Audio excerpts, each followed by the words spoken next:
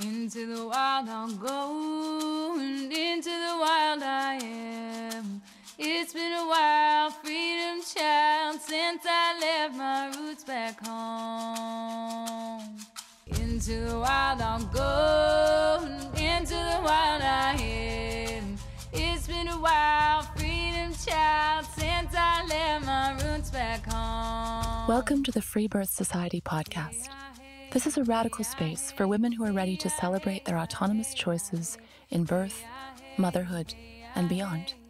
Together, we'll learn about wild birth through personal narrative, we'll explore the politics of birth, and we'll analyze everything that relates to our lives as women from a feminist perspective. Here's your host, Emily Saldea. It's been a while, freedom child, since I left my roots back home. Imagine dancing under the stars, surrounded by your sisters, barefoot and free, completely immersed in the here and the now. Imagine a place where you can play, laugh, and howl under the big, bright moon. Here, you can let your guard down and come back to the essence of your wild womanhood. If you've never attended a woman-only event before, let me tell you, it's pure magic. And so, I am thrilled to announce that the third annual Matriarch Rising Festival will be taking place June 20th through the 25th in the Blue Ridge Mountains of North Carolina. The Matriarch Rising Festival is an exclusive women-only event that cultivates a sanctuary for mothers, daughters, and sisters to celebrate womanhood year after year. Our mission is to preserve the practice of sharing women-to-women wisdom and inspire one another to claim ownership over ourselves as sovereign and spiritual beings. Beginning with our closely knit and welcoming staff, our core design of community is woven throughout the entire festival. Matriarch Rising Festival is a coming home to ourselves, a safe and playful arena for the wild-hearted woman to let her guard down, to find deep kinship, and return to her daily life renewed. Tickets are officially on sale, and they will sell out, so head over to matriarchrisingfestival.com for all of the details and to grab your ticket. See you there, my friends.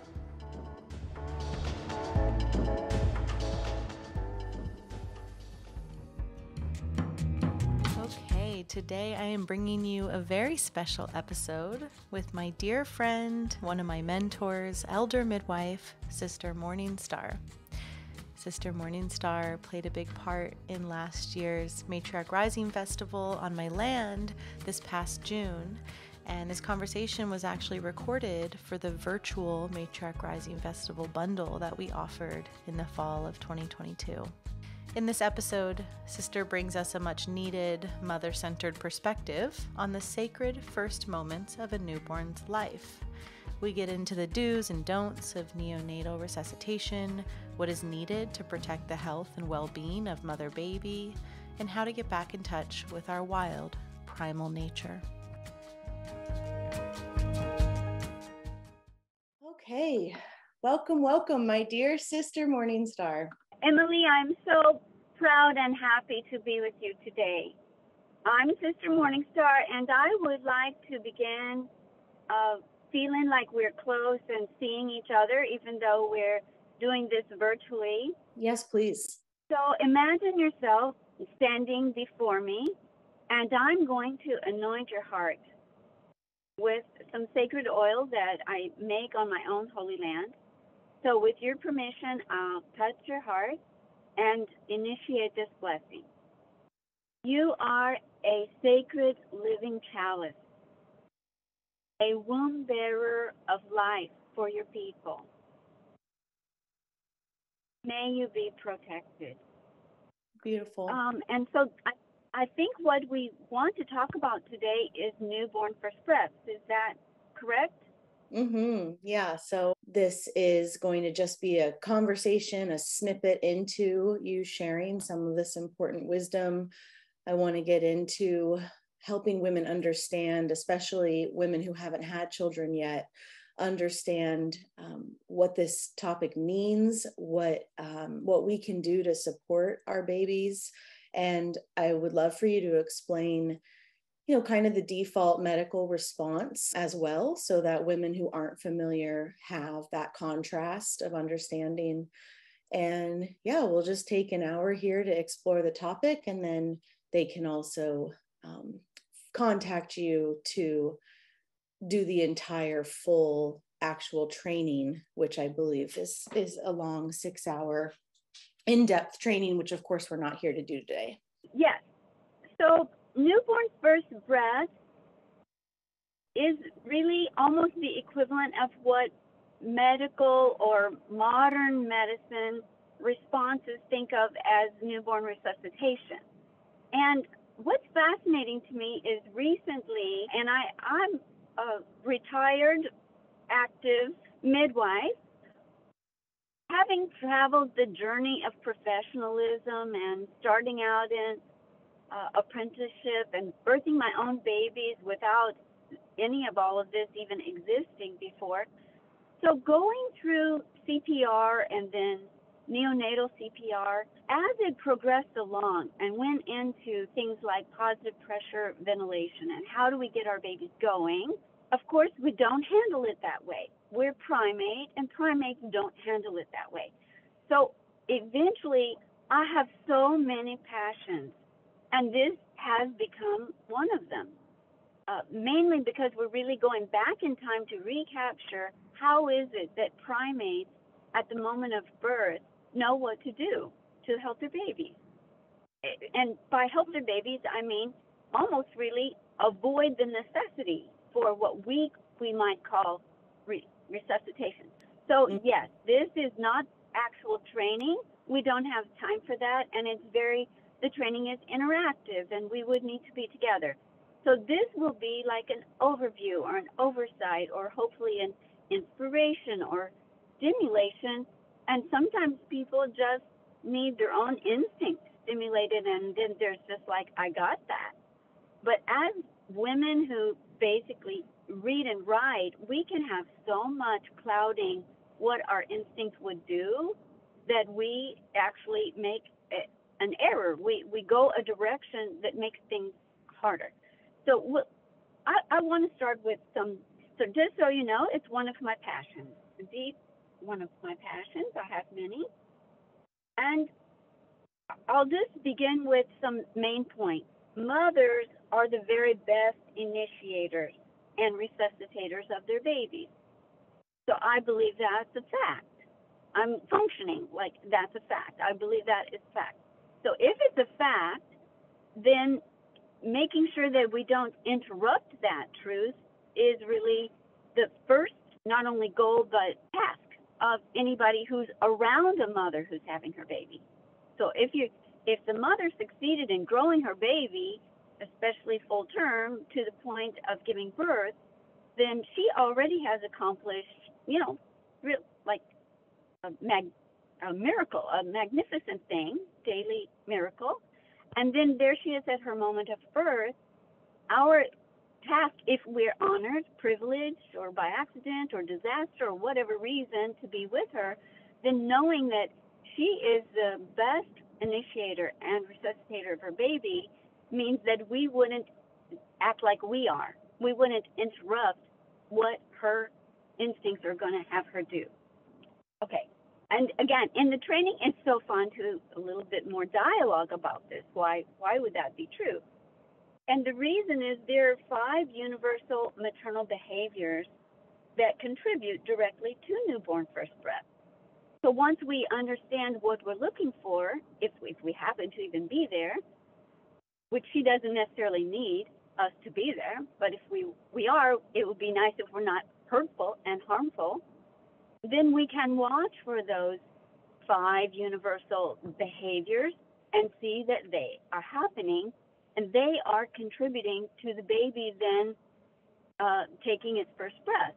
Some basics are things like, is it full term? Is it a premature situation? Or are they just healthy, having their baby. We're assuming all of these things are just a normal birth, a normal birth for this mother who is basically an animal. She is an animal, plant, animal, or mineral. Yeah, the answer is animal, and we're primate. Millions of years on her side, in her old brain and in her physiology, that's going to kick in. Ideally, nobody has bothered her in her labor, so she's deep in that soup of wisdom and intelligence, and it's going to act.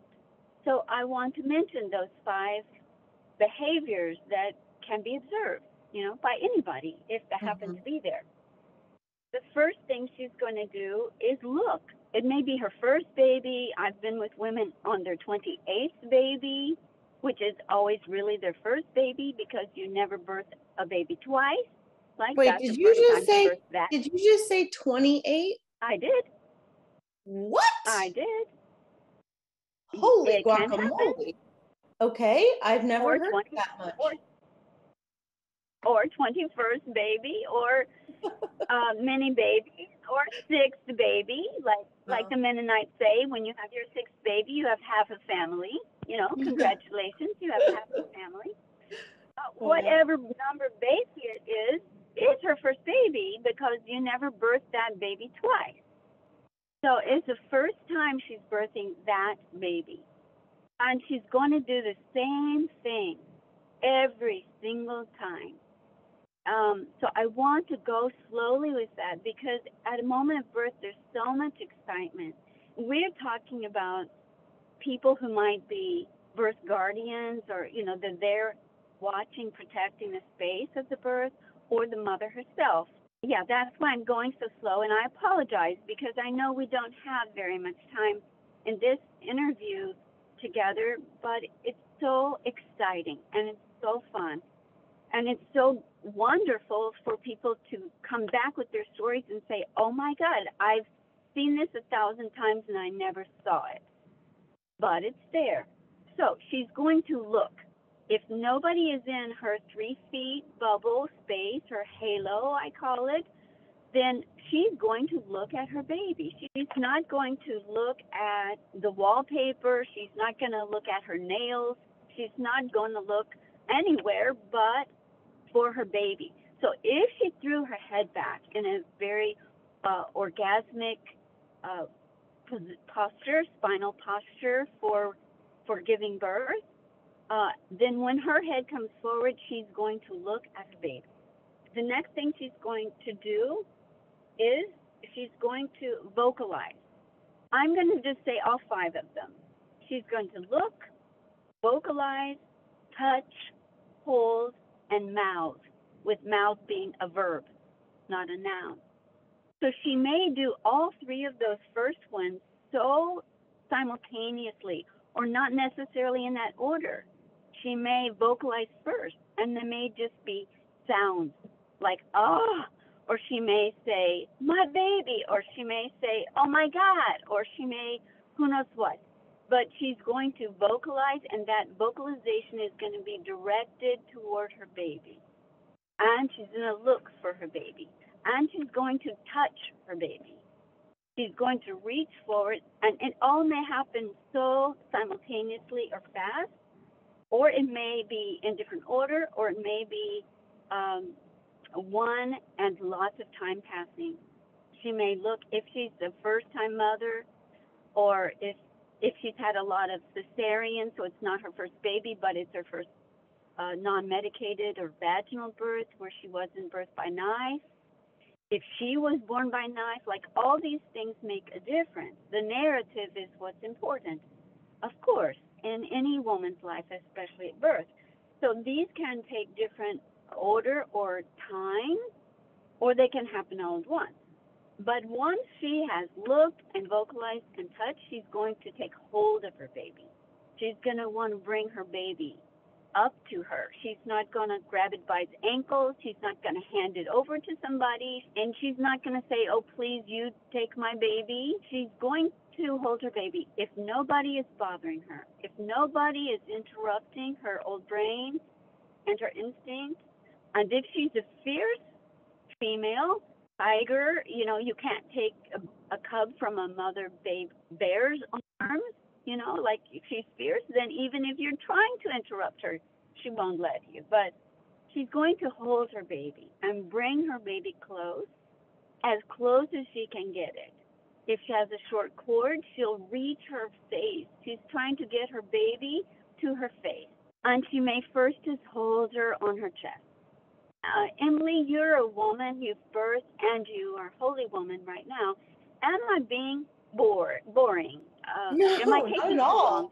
I'm thinking about how the vast majority of women and birth workers will not get the chance to witness or enact this simple primate, steps that you're describing. And you had told me about these steps, back in the day, maybe 5 years ago, and similar to what you just shared about women waking up to this, after seeing birth in captivity for so long. Once I started attending women without medical providers interrupting this phase, I began to see this. And like you've said, it always happens. It's just this natural process that's so integrated and so subtle and so instinctual that you could not notice if you weren't paying attention or looking for it.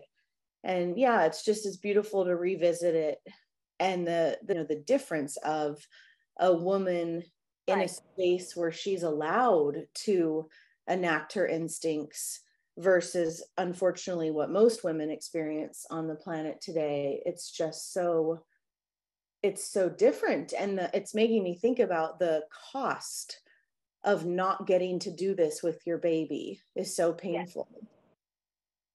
Yeah, painful, and sometimes the long-term effects are just almost irreversible. Right. So if I'm not boring, then I'll just go a little bit slow still to get. You're definitely not. I don't think anyone's ever called you boring in your life, sister. Okay, wonderful. I'm glad to hear it.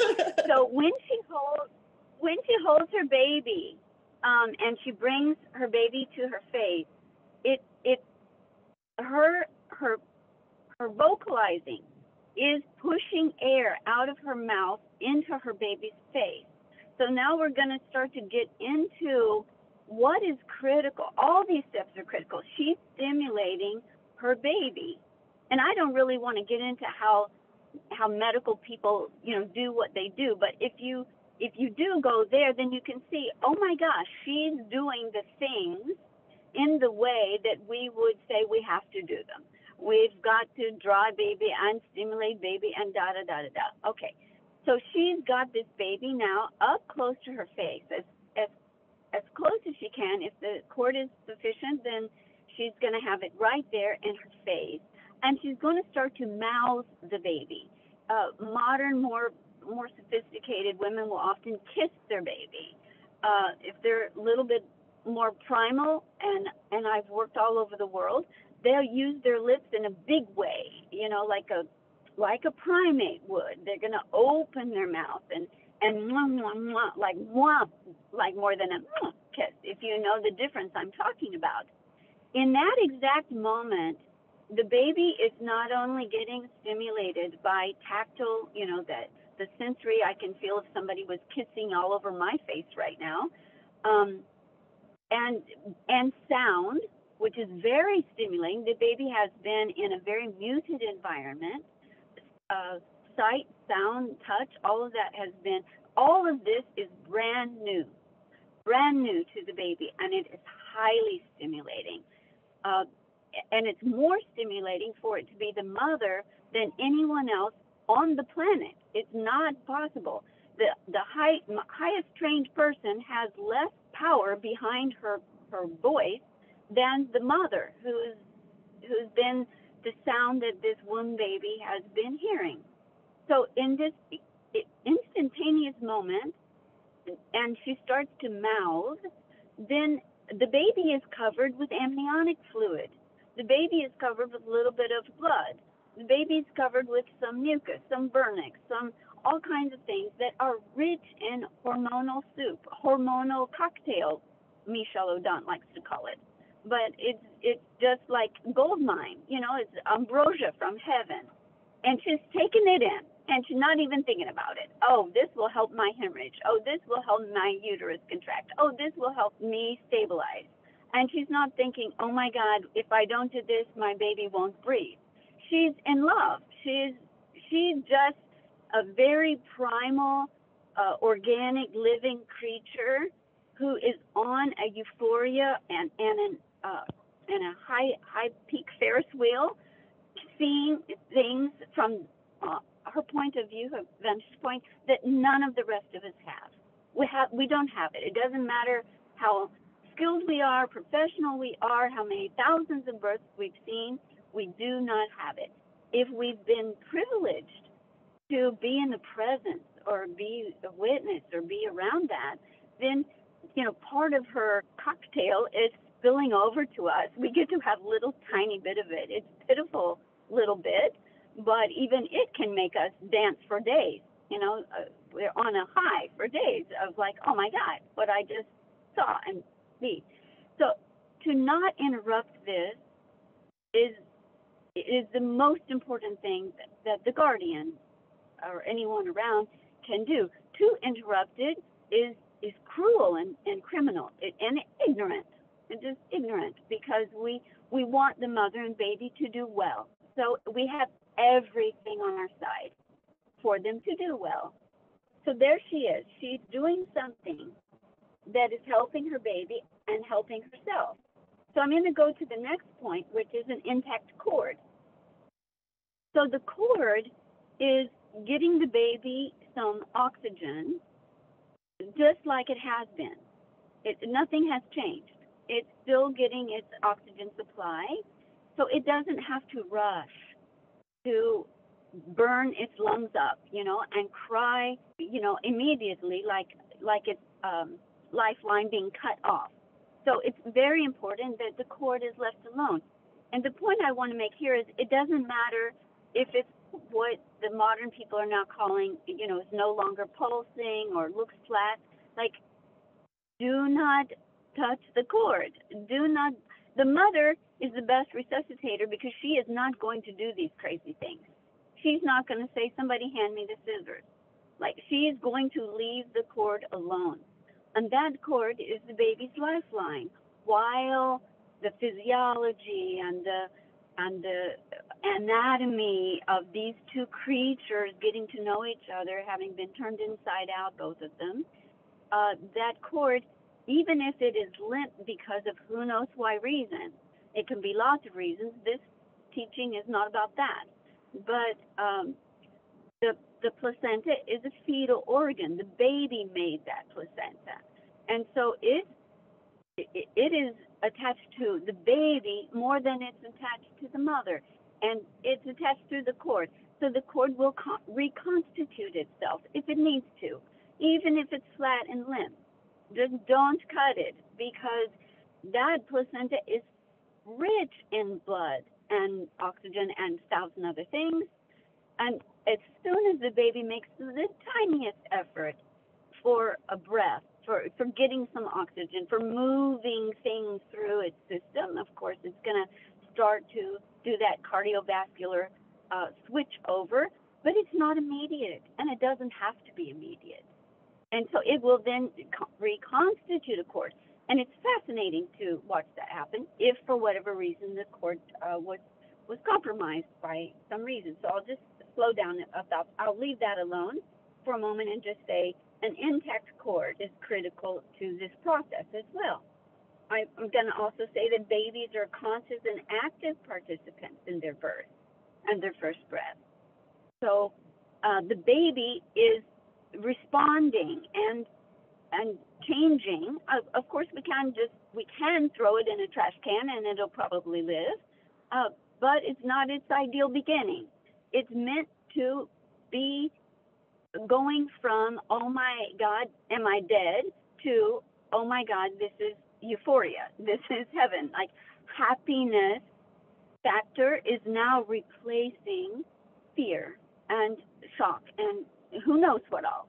Things that are very like disorienting and concerning. And within this first look, this first sound, this first touch, this first kiss, the baby is starting to then complete its neurological development, which waits until labor, final neurological development waiting until labor and the few moments after birth to complete its circuit, its cycle. And it's completing it by making millions of dendritic spines and saying, this is life. Life is beautiful. Life is wonderful. I want to give one tiny, so a last comment with that is just that what's good for the baby is good for the mother. So all of that amniotic fluid that she was getting in her lips and sucking and whatever is now, she doesn't even have to wait to eat a piece of the placenta if she needs that in order to control her blood loss or to contract her uterus. All of that has started to initiate. It's happening. I want to give one tiny story right there. My daughter, one of my daughters, gave birth to a child, a she cub, and it was challenging birth. It was a very serious shoulder dystocia, and it was challenging, and she got her baby out, of course. Many things, that's a different teaching than this. But the moment that she got her baby in her arms, she just, of course, the baby gets free, and she did all four of the first steps like hard and fast, like, grabbed her baby and is covering her baby with kisses and is, touching and holding. And the first words she said were, "Oh my gracious, that was such a tight fit, wasn't it? Oh, that was so tight spot. Well, now you know, my little sequoia. Now you know for the rest of your life. When you're in a tight spot, you're going to get out. You're going to make it. Yeah, that's what's going to happen. Now you know all your life. You're going to be okay, even if it's a tight spot." So this song just pours out of her mouth. And the baby, she first was like mad and scream, and then to this whimpering and having their dialogue, the talking back and forth. She's like, "Yeah, I know, it was a tight fit. Well, yeah, now you know this." And so that is her knowledge. That girl grew up and is a pilot. So we don't have a right to interrupt what is going to affect not only those first few breaths, but possibly the later breath of that child to know what it's capable of. Yeah. It's beautiful. So I want to give a few facts. So right now, fortunately, I've lived past the positive PPV, positive pressure ventilation, errors and damages that were done to babies and continue to be done to babies.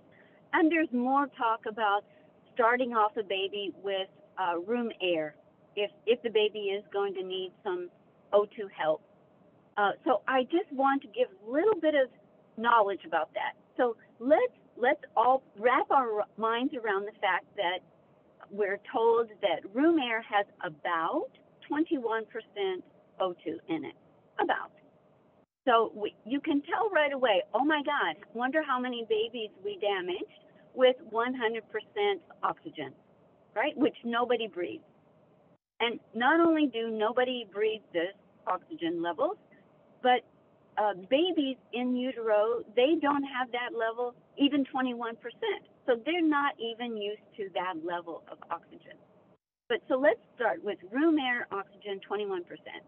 Then expired air, or if we breathe out, we have about, we'll just say about 17%, because it's not exact.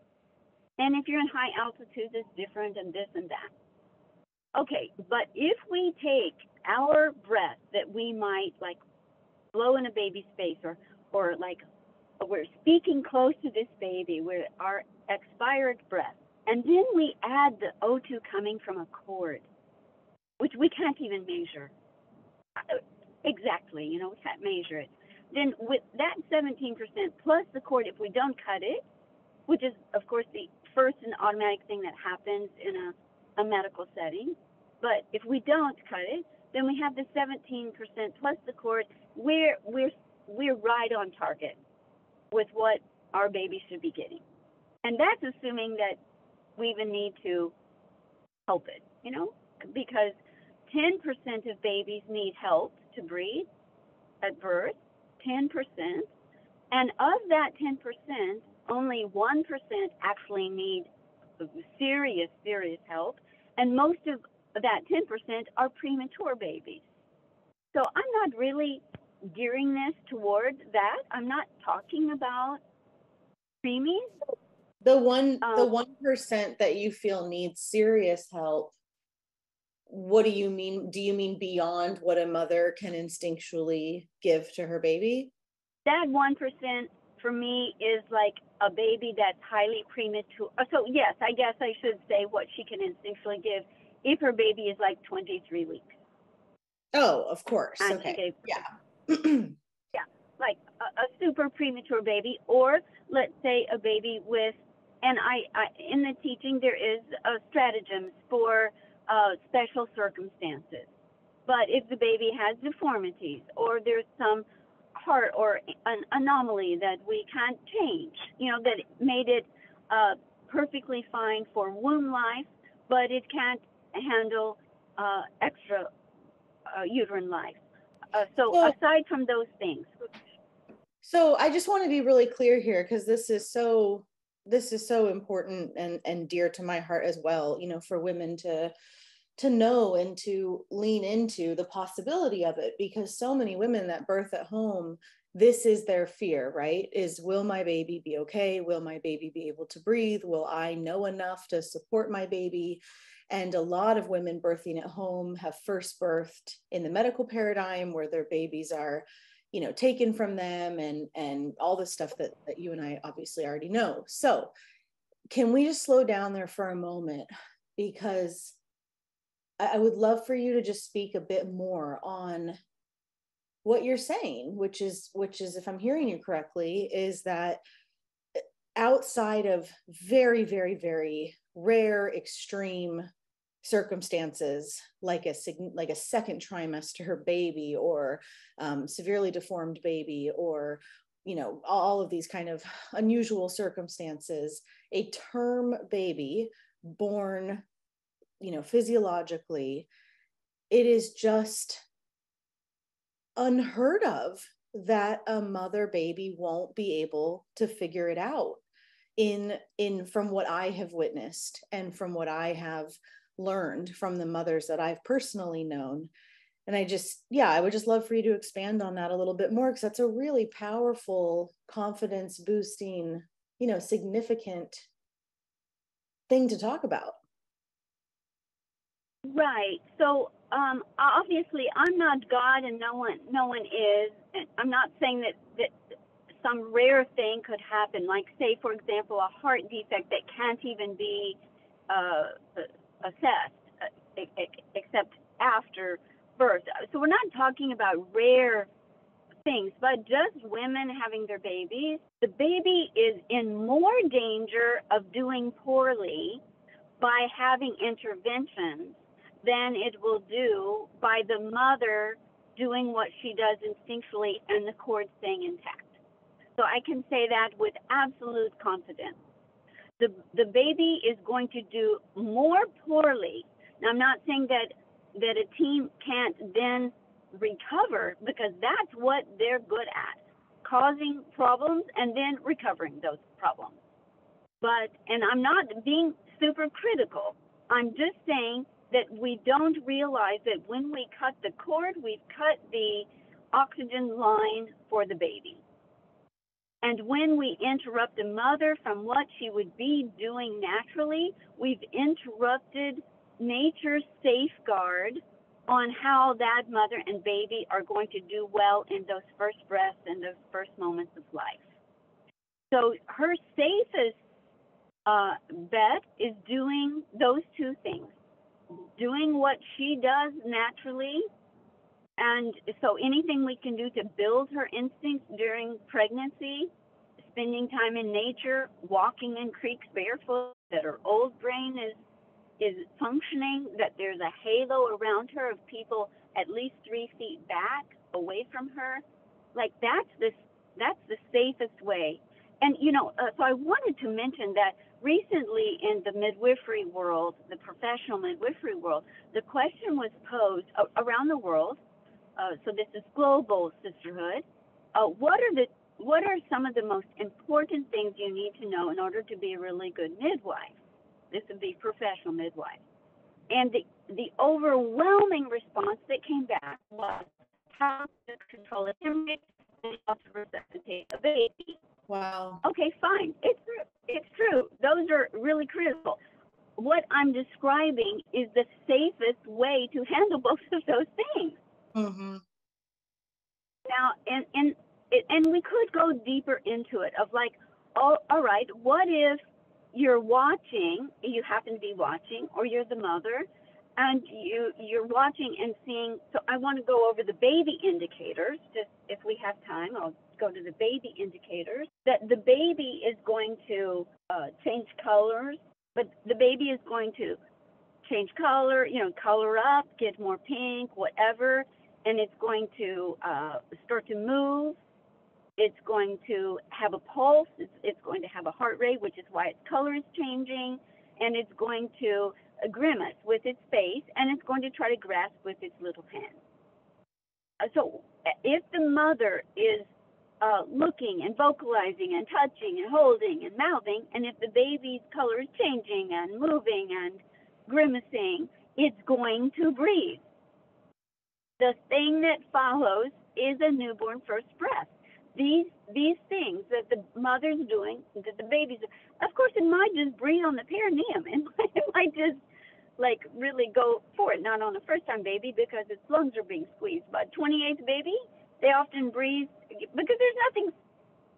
Yeah, that's fun. Those are fun births to be a part of. But I hope I'm impressing upon us all that things should be getting better and not worse.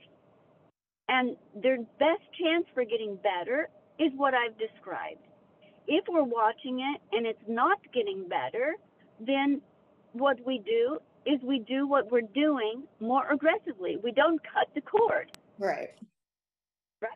Right? And we don't just lay the baby down and go, oh, well, I guess it didn't make it. Right. We there is no primate. The forest floor is not covered with dead primates laying all around. The primate gets more aggressive. So I do want to mention stimulation of the inner ear. So mouthing is a normal thing that a primate will do. Not just primates, mammals. If you've gotten to be around dogs and cats and horses and whatever, they're going to lick and kiss or mouth all over the baby, and they head for I shouldn't have said head, they go for the orifices. So they'll go for the ear. And when they go for the ear, they might even use their tongue. So if you stimulate the inner ear, the ear, then you stimulate the spinal column. Like that goes straight to the old brain and the spinal column. And if there's any life, if there's any chance of life, it will stimulate, the baby will jerk or move or, and I have so many of these stories. You can practice it with your loved one, find somebody or find a stranger, whoever. And if you kiss their inner ear or and get in there, they're going to shiver and shake and jerk and move because you can't hold still. You can't do it. And so, and that's what they'll do. They'll go for the anus and the ears, any orifice. And they're going to start licking and stimulating, and they're going to continue to do it a little more aggressively. And that's when you're going to start to see, oh, okay, it was a slow to start baby because things like water birth, breech birth, shoulder dystocia, which is what happened, I just gave an example of that. These babies are a little bit slower. They're naturally slower. And so all these actions, they're slower to take their effect, but they're always going to go in that direction. And then some babies, for lots of reasons, which we can't get into here, they kind of like initially start something and then they kind of fade, and you have to keep at them. They're like, oh, don't act that way. Nobody can do that better than the mother. It's not possible. The only time it's possible is if the mother, for whatever reason, expires or faints, or she can't do it. Then it's very valuable to have someone mother the baby just like the mother would do. I'm not talking about cutting the cord and doing some modern apparatus. The mother is superior to all of her actions, and she will do them. I've seen women tied down for a knife birth, a birth by knife, and they still, unless they're put out, their arms will reach, their face turns toward their baby, their mouths start to drip fluids, their eyes are dripping tears, they're calling out for their baby. They're still doing the 5 universal maternal behaviors, I'll just call it that. They're still doing everything, even though they can't get to their baby. That's interesting. Wow. So those indicators we want to watch for, because they should always be making things get better, not worse. I think your question was like mothers who've watched other people handle their baby, and sometimes they'll even say to us, it's a good thing you were here. If you weren't here, your baby wouldn't make it, or, as if you would have no idea what to do for your baby. Now, that could be true if the baby has an anomaly or something, or if the baby is flatlined. If a very healthy mother, if a mother goes into labor as a healthy mother and a healthy baby, then that's what you come out with. Mm-hmm. It's when if you go into labor with an unhealthy mother, unhealthy baby, well, you still usually come out with healthy ones. Mm-hmm. But it's when things start getting intervened with. So if the labor's been drugged, if you scare a mother, I always say fetal distress becomes fatal distress, because you can't stress a stressed baby. If you stress a mother, you stress a baby. And then if you have a stressed baby, the thing you want to do is not stress it further. Like, don't stress a stressed situation. And then, because it can become a fatal situation. It's so simple. It is. It's so simple, that we got to break it down in these simple, detailed ways, because we have lost touch. So many of us have lost touch with our primate nature, and we don't see normal birth. And so this all feels more heady, I think, for a lot of new women, new mothers, new birth workers than it actually is. But that leads me to a question I want to ask you, which is, what do you say to, I guess we could call it the argument that we as a human race have become so domesticated, we're such a sedentary, unhealthy, disconnected from nature human race, that we're not the same as the birthing tiger, we're not the same as the wild, lion. What do you say to that? Well, it is a true fact. I mean, obviously, we're more and more tamed and domesticated, and so.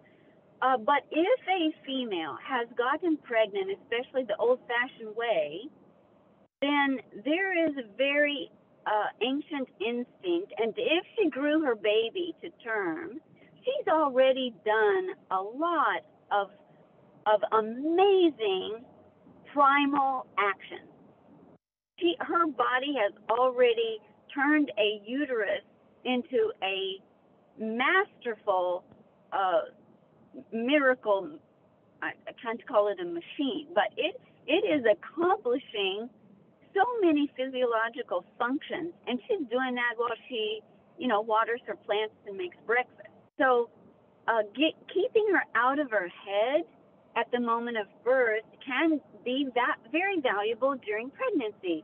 Prenatal villages, or her walking to the well, with being around people that have birthed in power, spending time in nature, spending time in water, visualizing our baby slipping out of her body, pink and wet, pooping outside. like anything that will move her margin a little bit further, you know, a little bit more into the wild, like a deer on the edge of a strip mall, because she's going to either leap into the concrete or she's going to leap deeper into the woods.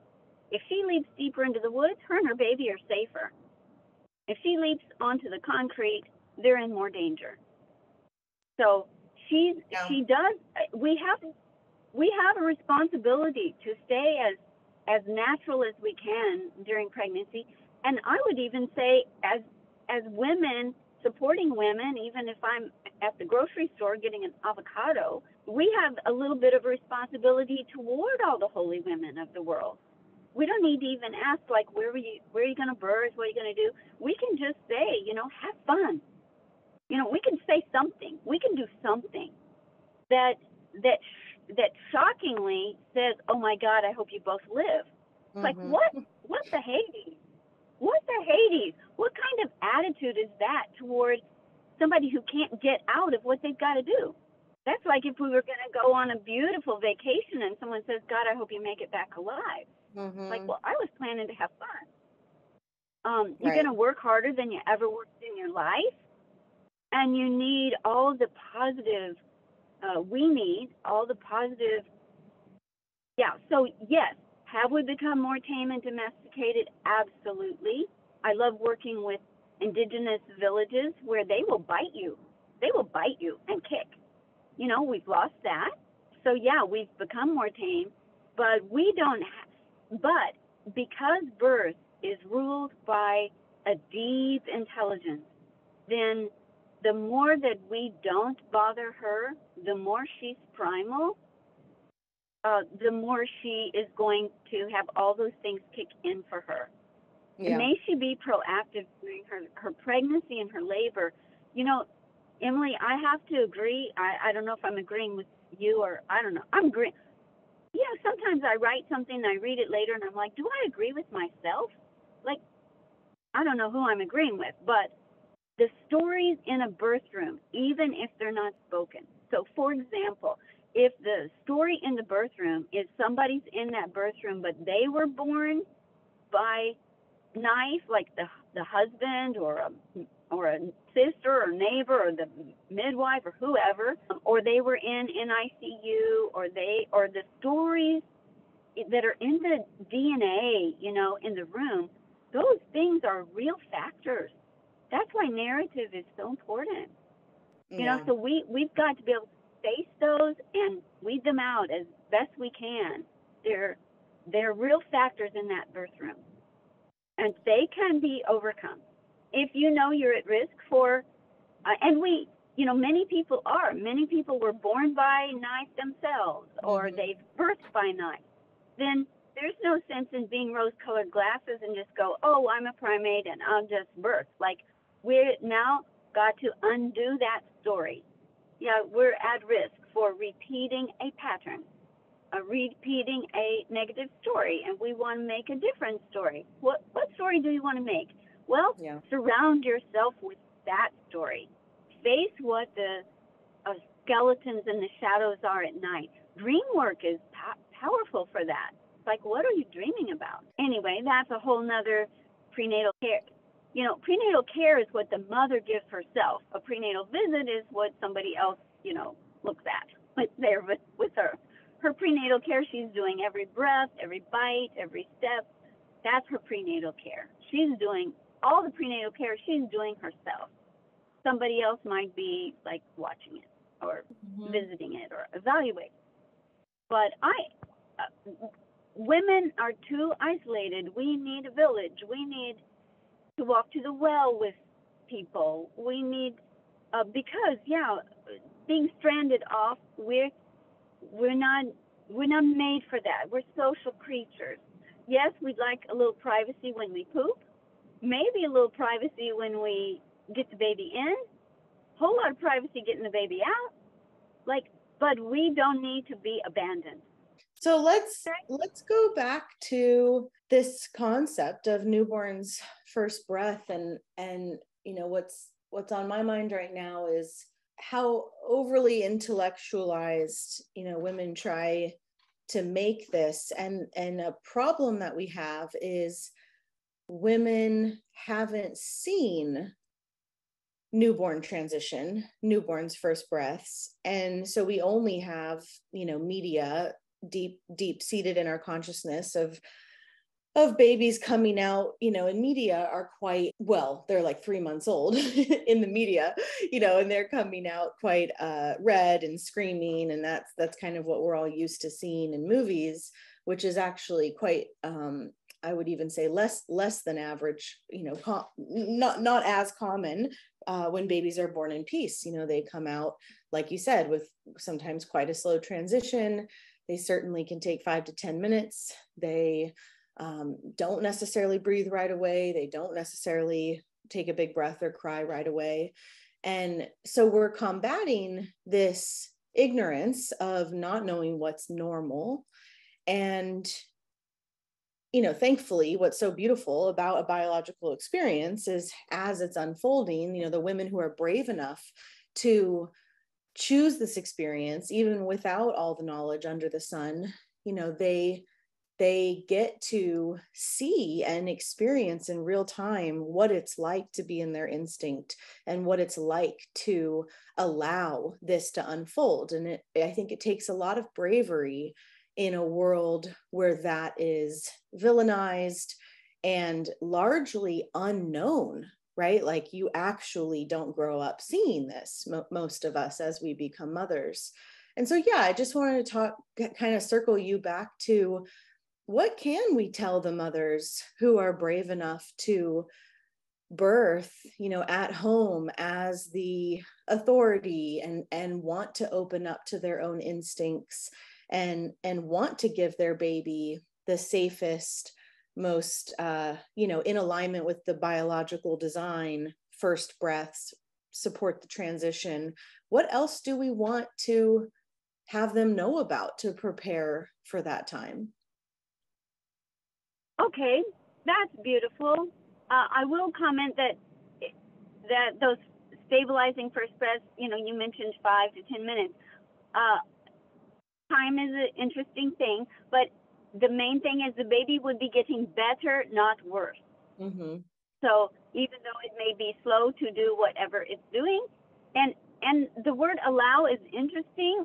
I understand what you meant by using the word allow, but I'll just say that actually there's really not much allowing going on except by people watching, because the mother and the baby, they're not allowing. They're just busy.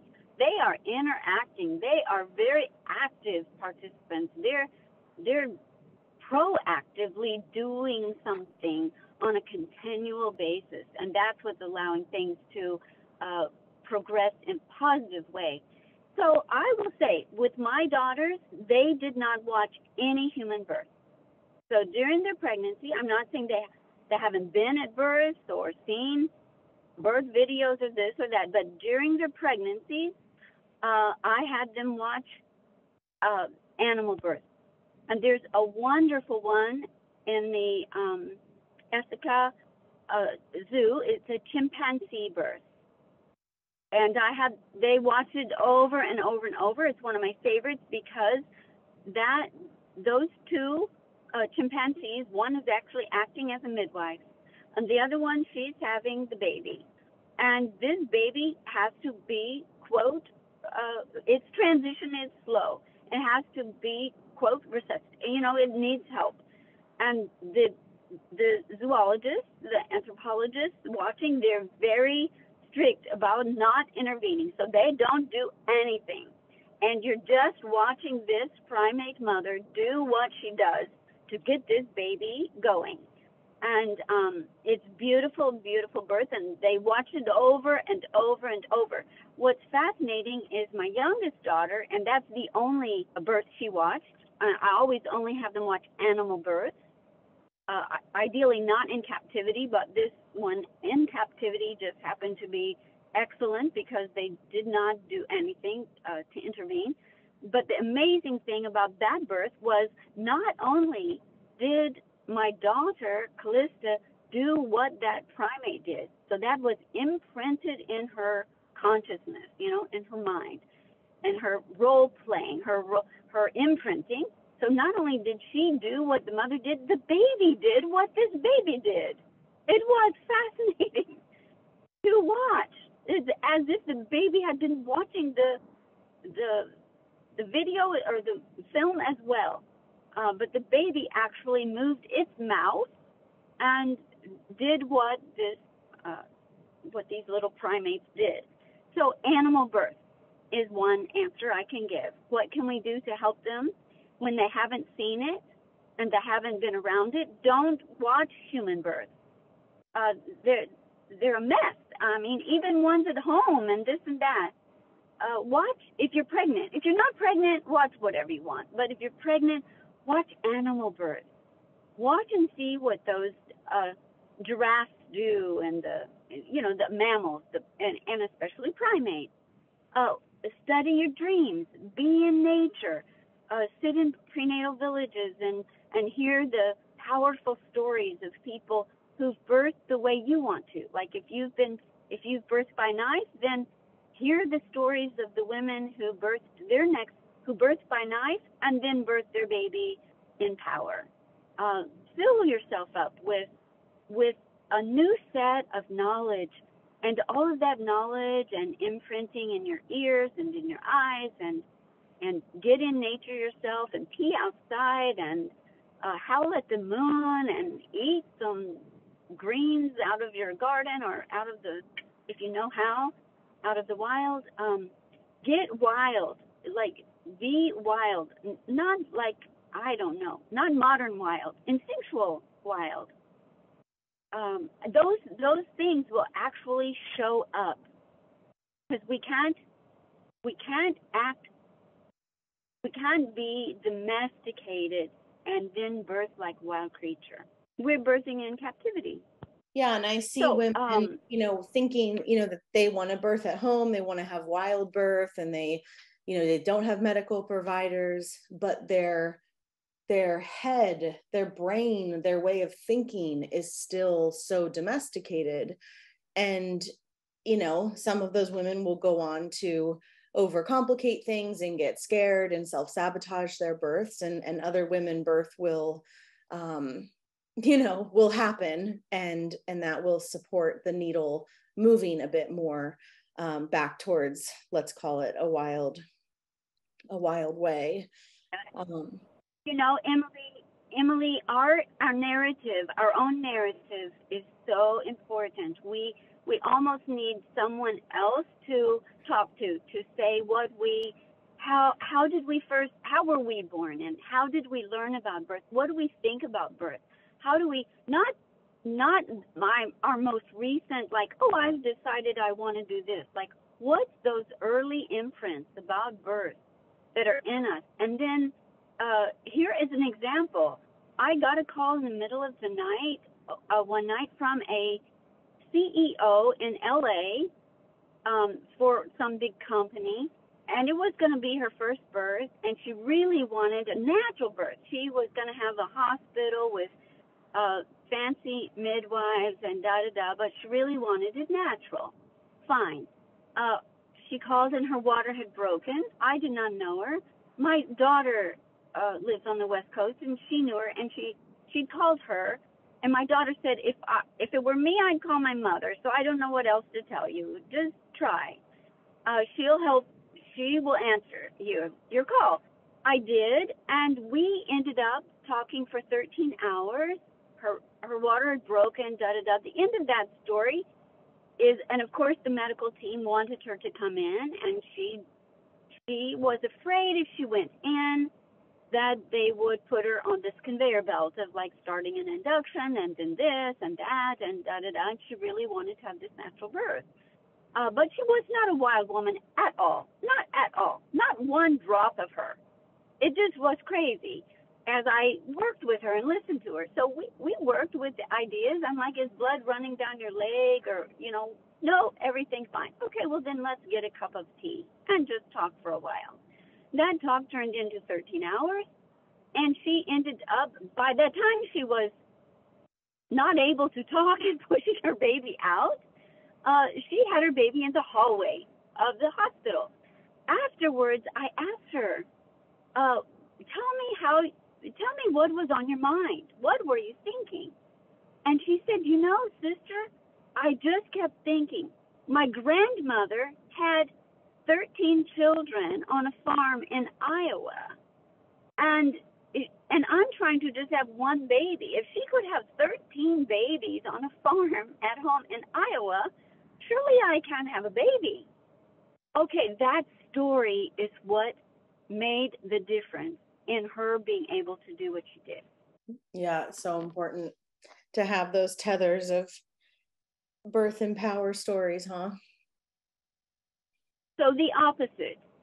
If a mother ends up in a very non-victorious way and she's devastated, and we find out, what were you thinking?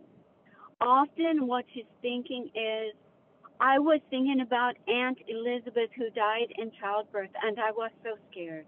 Mm-hmm. And she may not have mentioned that one time in her prenatal time. She may not have ever spoken of it, but it was the thing that was back there.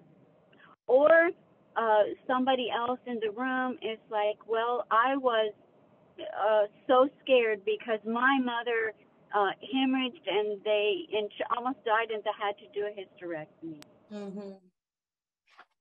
So these things are in the room. They're in the room, and they're in the narrative, and they're in the psyche. So we must get very honest with, like, whoa, what are my black holes? What are my shadow places? And how can I be so brave to face those, and what am I going to do with them? Just like if we, on the physical level, if we break our leg right before we're going to give birth, and our plan was to squat to give birth, only now we've got one leg stretched out, which I've helped a mother. She's like, oh, I so wanted to squat. And so we created a very, very creative way for her to get into a semi-squat position and give her birth this way, but she couldn't squat with both legs. She had broken legs. So physically we face the reality, and we must learn to face, where have I been tamed? What has robbed me of my instinct? Where is my instinct injury? Because if we don't face it, it will show up in labor and birth. But there is 1,000,000 years of biology. If we tap into the old brain, I want to say that it's important to me to say this last thing. A woman in labor and at birth, she perceives any sight or sound that comes into her halo as danger, even if it's positive.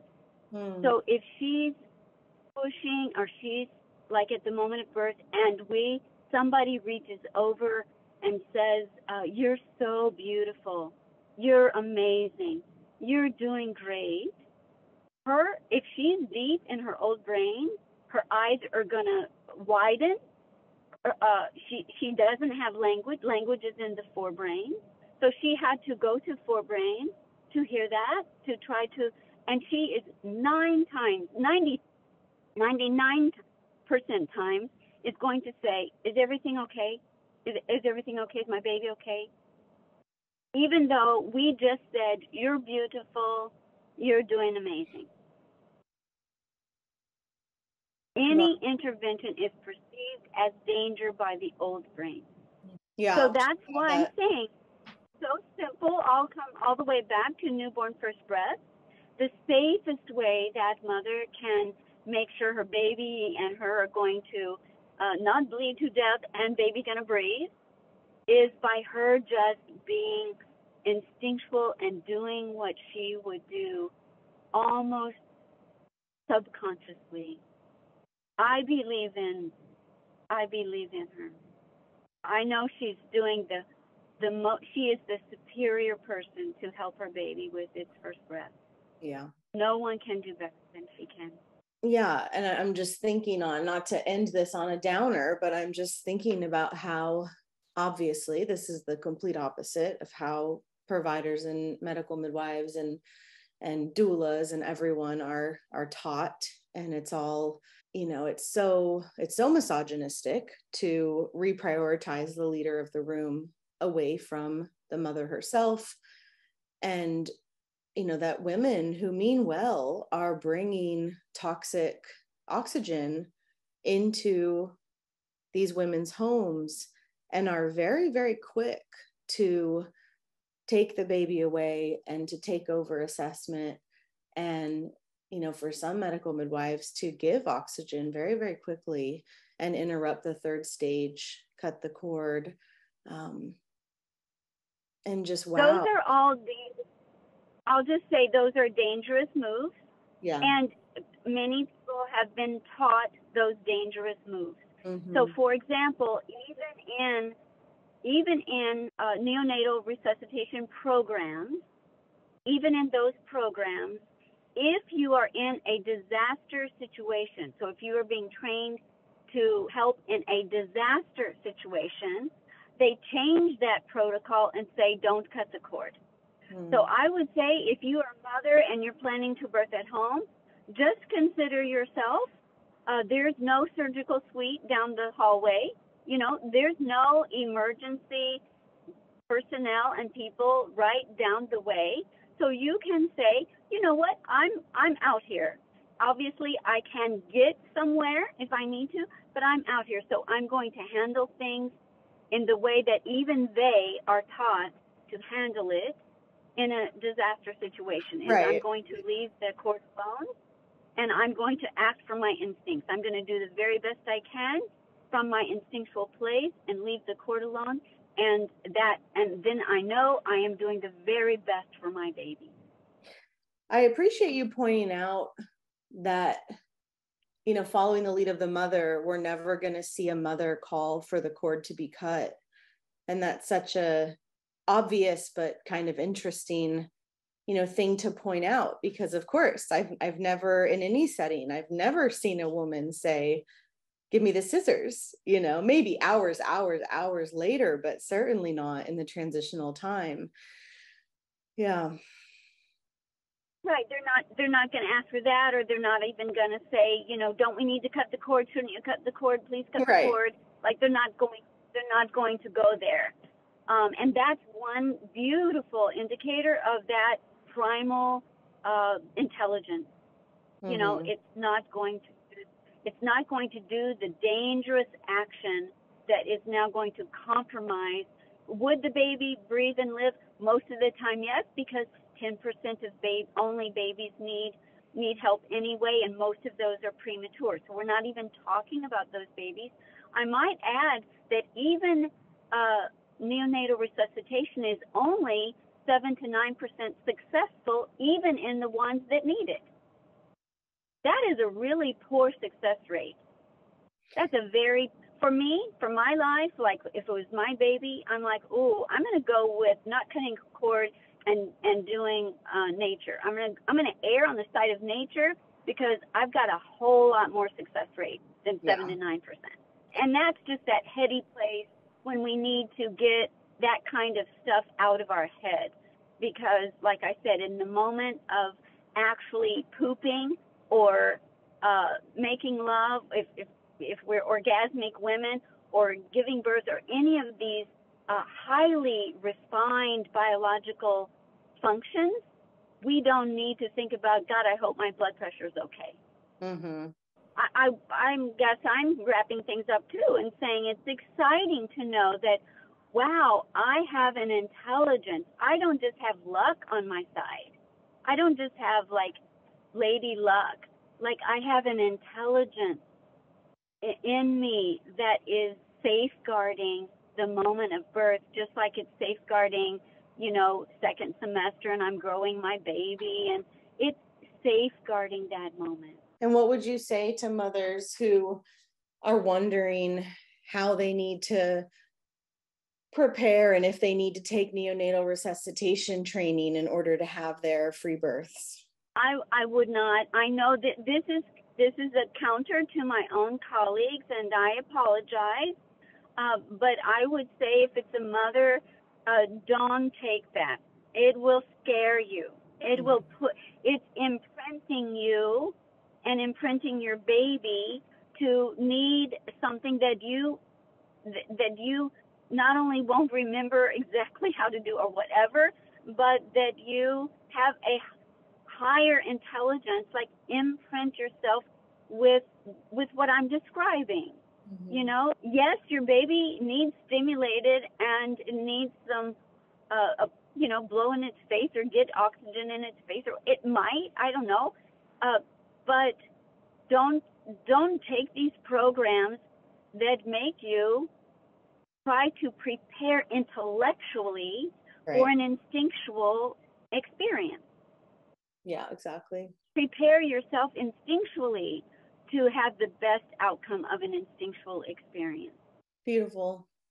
Well, it's a nice note to end on. May it be so, and I'll just say that blessing again, or maybe we can sing a little song, or the she-bear song, which is Birth Like a She-Bear. To everyone here that has been with me and been talking about beautiful newborn first breaths, I will close with the song. It's a Navajo song, Birth Like the She-Bear, and you will and may you not only birth like a she-bear, but mother like a she-bear. I do not have my drums, but I have my hips, so I will use my hips as my drum. Ya na poe ne. Ya na poe ne.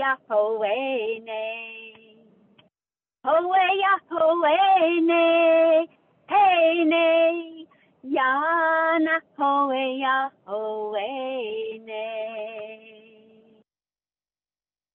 May you be protected.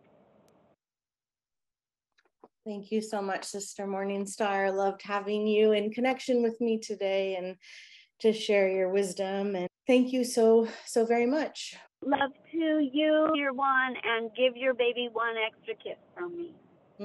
I will. Thank you. Blessed be. Blessed do, everyone.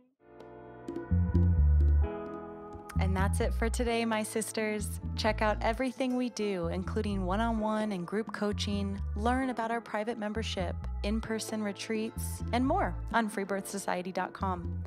Our online courses are on FREEBIRTHsocietycourses.com, including our flagship course, The Complete Guide to Free Birth.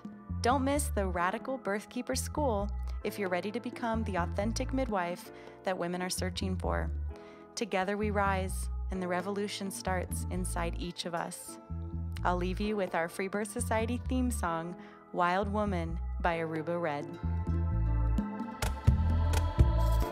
I honor you for the wisdom you held, the ancient traditions of plant medicine and womb magic. I feel the spirit of the ancestors as I place my hands upon my belly. This sacred portal will be honored. Eons upon light beams of survival, withstanding the eradication of our power by design. I will not allow the separation of our young to be forced upon me. My sisters will no longer birth in captivity. The picket line redefined from burning our wild women to paralyzing us and drugging our babes. Strapped down in a clinical white bed, drying up the milk from our breasts, keep your needles. My family will never again be doomed to chase those dragons or your poison. We reject your fear. We choose love. Everything with intention. Death, ascension. I will fly and bring her back from the stars.